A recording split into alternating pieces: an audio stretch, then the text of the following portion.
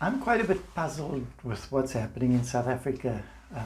I grew up in the apartheid era. I was classified as colored.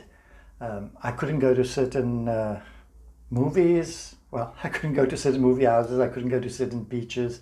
I couldn't eat at certain restaurants. So there was the discrimination. I grew up with it. My parents dealt with it as best they could, told us that, this beach is better than the other beach, so don't worry about the other beach. And they managed that process for us. So I grew up under it. I was at UWC because I couldn't study at any other place. I wouldn't actually choose to go and study at any other place today even. But I was forced to go into those areas. So I lived through the oppression. I'm now 58 years old. I've seen the coming in of our new government, the ANC taking over and everything, and all the promises that come with it. The challenge that I have currently is we are like 20 years down the line. Now I know there's disparities with incomes and all these things, and yes, a lot of the wealth lies still in the hands of those who were oppressors before or their generations, which you maybe would reflect on and say they were the white people that were here or the people that colonized the area. But we are now 20 plus years down the line. A government was in place, the people's government. If you look at the track record, they've spent billions upon billions of rands wasting it. There's been corruption, there's been fraud, there's been all of this stuff. So the people, the apartheid regime is out, but we're sitting with a group of people who are now there not doing what they should be doing for the people. The people are still suffering. Now, in life, there'll always be the wealthy and there'll be the middle class and there'll be the poor. We can't eradicate that. That's the nature of life. You cannot have everybody in a same space. It's just the variations that we find in life. But now we're getting to a point that because of all this wastage, because the corruption and everything, now we're starting to turn around and looking for the blame game. Now it's the white people have all the money, so the country's money is still in the hands of the white.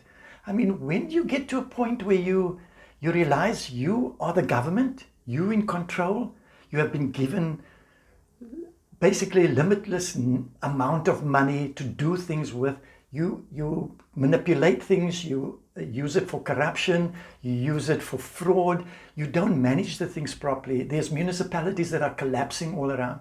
Now we're having people burning trucks out and whatever it is. When I think back of the apartheid time, we used to stand up, we used to protest, and it was tense at that stage. But there's nothing of this sort where we have, the truck that's going to bring food to us, whether it's a white truck, a black truck, a own truck, whatever, that vehicle is going to bring food to us. Now we burn down 100 of them. We burn down the buses, which we use. Not the cars that the very wealthy and the rich we are complaining about that they drive. We are literally burning down everything, infrastructure. Now, in certain cases, I do understand that doing certain things, boycotting and doing all of those things and protesting for your rights are important because it brings attention to that factor. But there's some senseless things that are happening.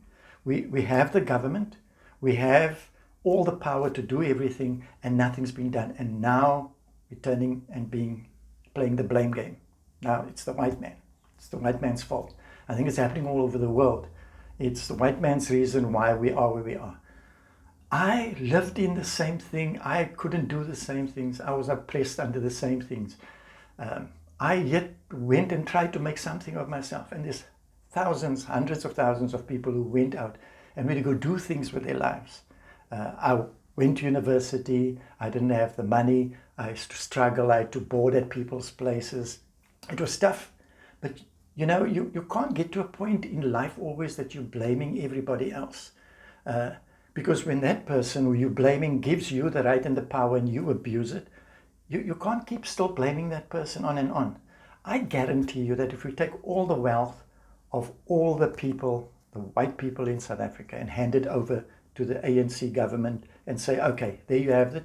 It's no more in white hands. It's fully in the hands of your government, or if we can refer to them as the non-white people or the black people, whatever it is. I guarantee you at the state of our country now at the moment, we will spend all that money, waste all that money, and we'll sit with the situations we have here now. There's a simple principle. Give somebody a small thing. If they can be faithful over the small thing, you can make them ruler over much. Here we're giving people the option to run the government and they're messing it up totally. So this, I can't seem to buy, this new sort of wave of we are where we are because of the white man. Please, it is now an excuse that becomes a bit, it's sort of exhausted. It's tired to use that excuse over and over. It's not the white man that's keeping you back. It's you that's keeping you back. It's you, the black man, the colored man, whatever other colors you want to call, but it's not the white man keeping you back. If you have the resources, you go for a job now.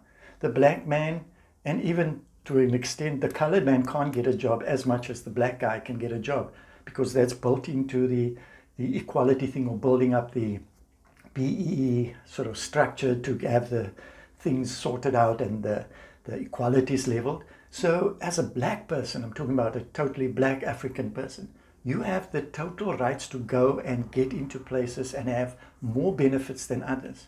I'm not saying that you don't struggle, because there's generational issues. People who have been working in the mines for many years, their kids don't just eventually come and live in luxury. So there is a generational thing. I do appreciate that. We all find ourselves in it. My family wasn't privileged to be getting handouts. We had to work and we had to struggle and we had to get into debt and try and work our way out. The point is that you have to get to a point where you take responsibility for your actions and stop blaming the government, because if you're dependent on the government to supply you with grants and handouts and everything like that, then you'll forever be beholden to them.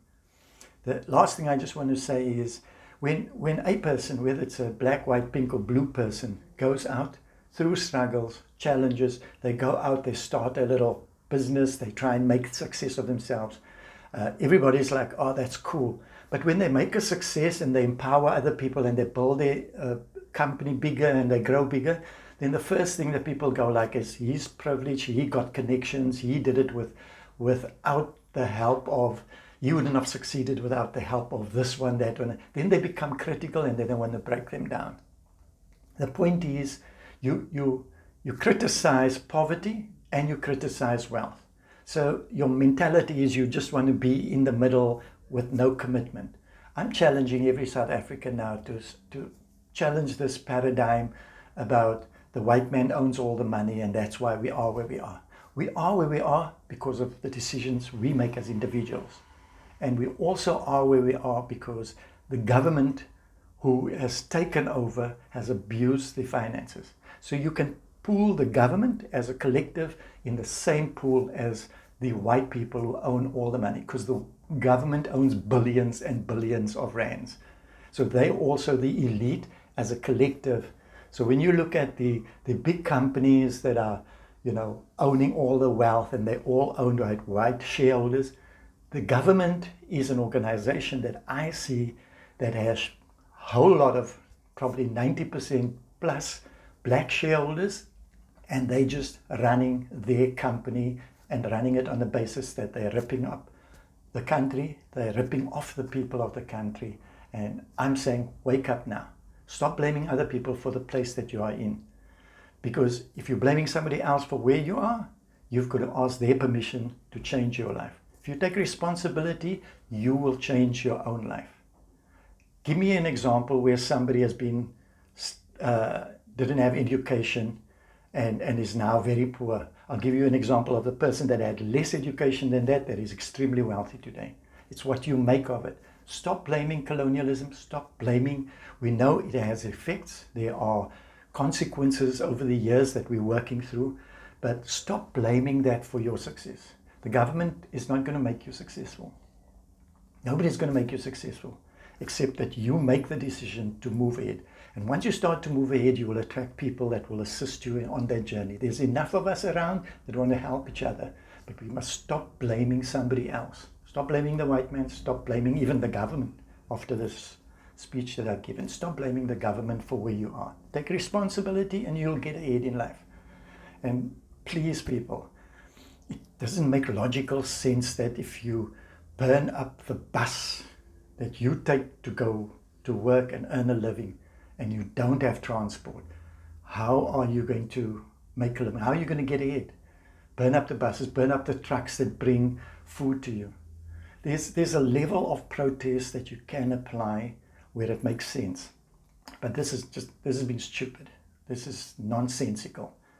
And I just hope that you make decisions, look at your life individually. There's one thing that we find in our society today. It's no more me taking responsibility for my actions and for what I say. It's now the collective. So we all say it as a group. So if you say something against this group, you're politically incorrect, and then we will shame you for it. You'll become a racist, and this whole group will do it. If you say something that you don't believe about the climate, then you're a climate denier. People group into things because they hide behind it. Stand out on your own and make your statement whether people agree or disagree. But stand your ground. Stop being cloned with groups, because then you're going to have this group and this group and this group, and you never stand on your own. Just take one of the people out of that group and debate with them on their own. They have no substance. So stand up for your own, even if you don't have a crowd behind you. That's what leadership is, and that's what entrepreneurship is, and that's what we are called to do, is to stand as individuals. Because one day, when you die, which we all will, you will be standing in front of a big judgment throne and giving an account of yourself. Not your family, not your government, nobody else. Only you will be giving an account of your own life. So take charge of it now, change your life, you can. But just stop all of that unnecessary blame game. Take responsibility, and I'm sure you'll be able to gain a great amount of success going forward. So I wish you all the best. Hopefully this makes a bit of impact into giving you a bit of guidance as to maybe what I believe and could help you going ahead. Thanks very much.